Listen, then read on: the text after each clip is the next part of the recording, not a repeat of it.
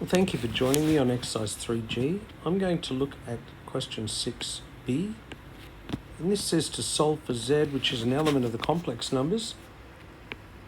And we're told that the modulus of z minus the conjugate of z is equal to I.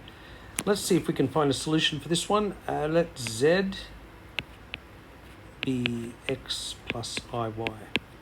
Now if z is x plus iy, the modulus of z is the square root of x squared plus y squared, and the conjugate of z will be x minus iy. So let's replace the conjugate of z with x squared plus y squared, and minus, let's put the conjugate of z minus iy, and that equals I. Now I is just an imaginary component, but there's no real component, so I'm just going to add 0 plus iy, since I is also 0 plus 1i. So I'm just showing the real component and the imaginary component. Oh, I've left a z here. That shouldn't be z, my bad. Alright, let's just fix that. I'm glad I saw it. That should be x minus iy. Okay, good. So let's expand this minus here.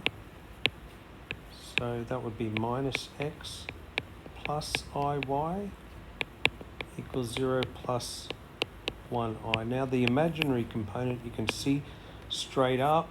Therefore, since the imaginary components iy matches the imaginary components on the right, therefore y is equal to 1.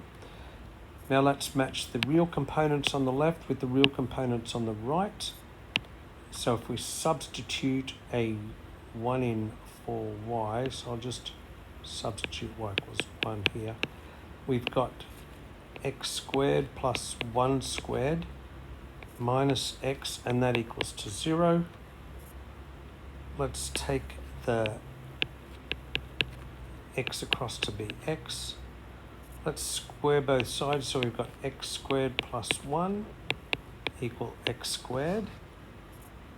And let's bring the x squared across, and let's take the positive 1 across to be negative 1. We've got 0 equals negative 1. Well, this is a mathematical contradiction. That's impossible. Therefore, there is no solution. So we say that the solution, x and y, will be elements of the null set, or z is an element of the null set. There is no solution here for our problem. So I hope this has helped. Until next time, stay happy.